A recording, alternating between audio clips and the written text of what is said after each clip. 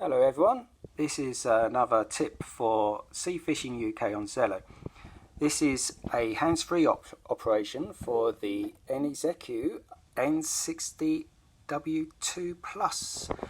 Okay, this is the setup. I've already set up on the Echo channel to test your audio and also to test whether you're within range of a signal.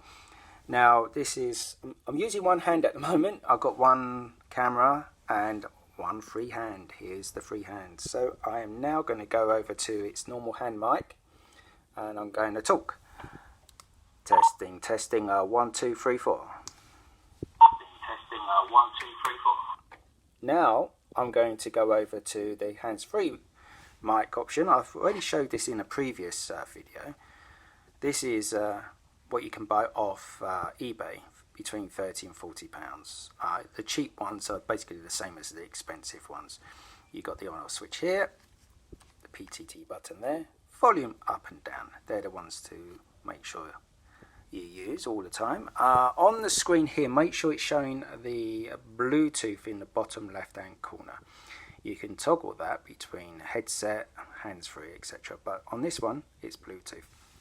So now I'm going to speak. So I'm taking it out of shot. Testing, 1, 2, 3, 4.